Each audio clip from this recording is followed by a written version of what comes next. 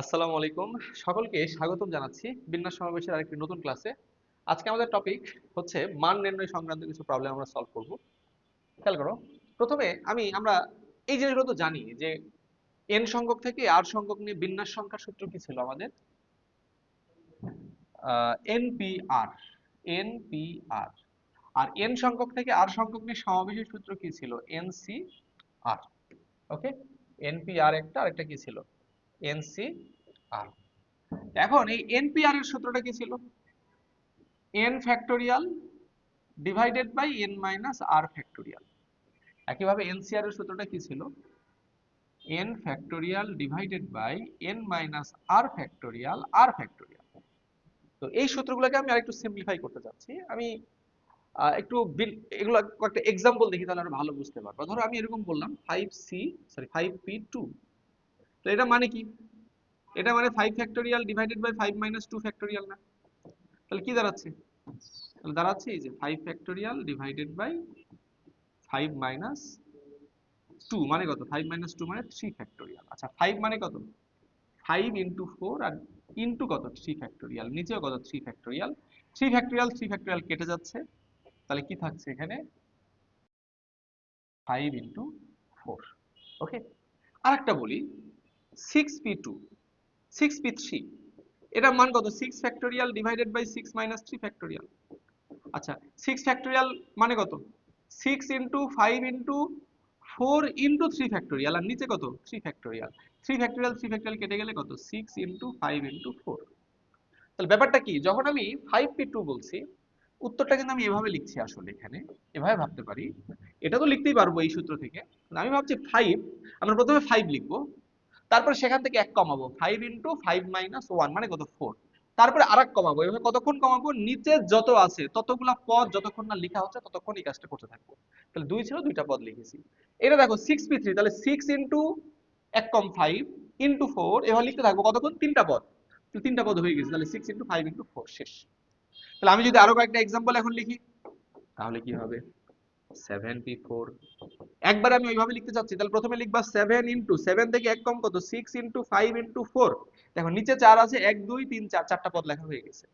দেখো 8p2, প্রথমে 8 লিখবা, 8 ইন্টু 8 এর থেকে 1 কম কত? 7। নিচে 2 ছিল, 2টা পদ লেখা হয়ে গেছে, কাজও শেষ হয়ে গেছে। ওকে, আশা করি এনপিআর কে আমরা এভাবে লিখতে পারবো। এরপর আসলে এনসিআরটা কি ছিল?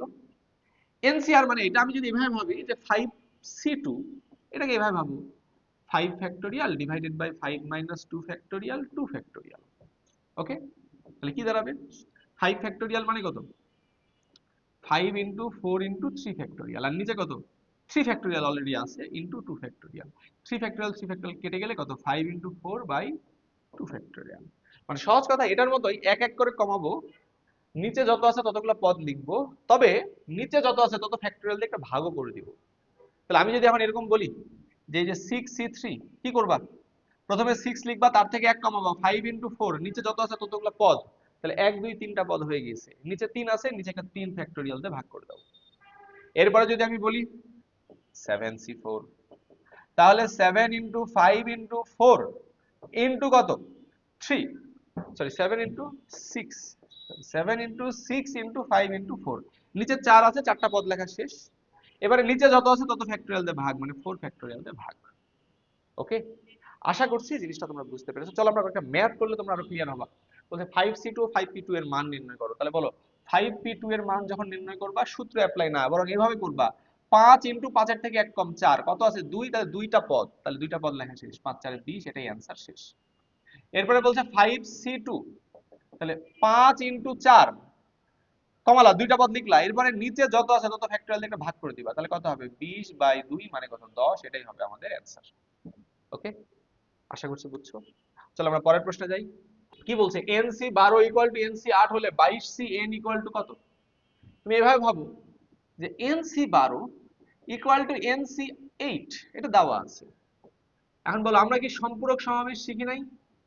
সম্পূরক সমাবেশ আমরা কি শিখেছিলাম বলো? যে NCR ইকুয়াল টু NC, এই N আর R এর বিয়োগফল হবে এখানে, এটা ছিল সম্পূরক সমাবেশ। তাহলে আমি কি এখানে এভাবে ভাবতে পারি না যে বা NC এখানে কি হবে বলো?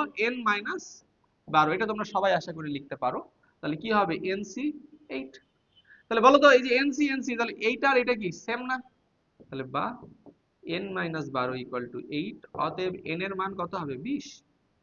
ওকে, তাহলে আমাকে আসলে বের করতে বলছে কি 22cn, তার মানে কি, এর মানে এই যে আমাদেরকে বের করতে বলছে 22cn মানে কত 22c20। তাহলে এটা আবার ওইভাবে সূত্র অ্যাপ্লাই করো না, ওই সূত্রে অ্যাপ্লাই করলে হচ্ছে 20টা পদ লিখতে হবে, অত সময় নাই। 22c20 একবার তুমি সূত্র অ্যাপ্লাই করে দাও,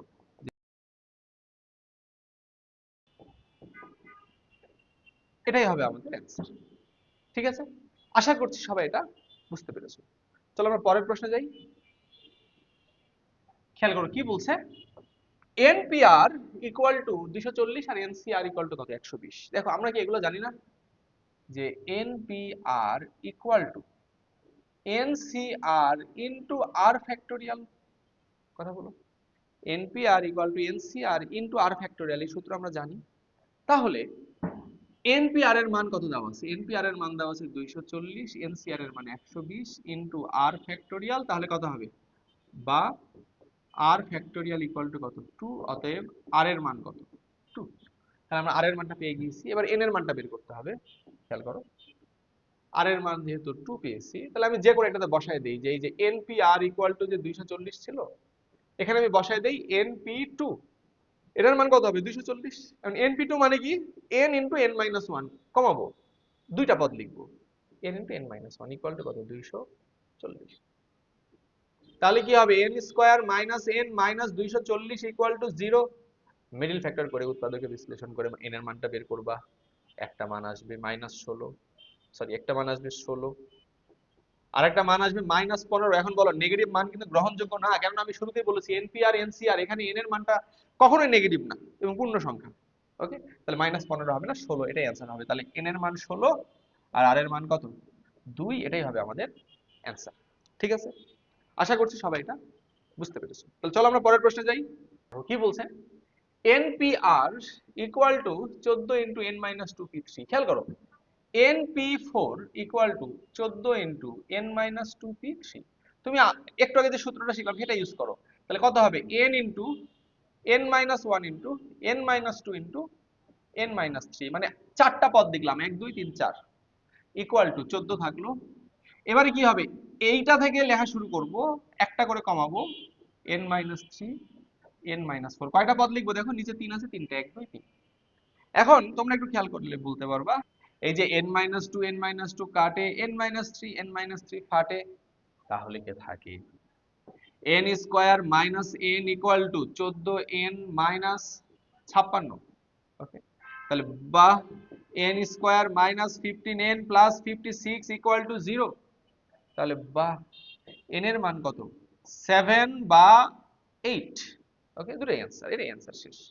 তাহলে আমাদেরকে n এর মান বের করতে বলেছিল, n এর মান 7 অথবা 8 হবে। ঠিক আছে, আশা করছি সবাই এই পর্যন্ত বুঝতে পেরেছো। তো আজকের মতো এই পর্যন্ত, ইনশাআল্লাহ পরবর্তী ক্লাসে দেখা হবে। আসসালামু আলাইকুম।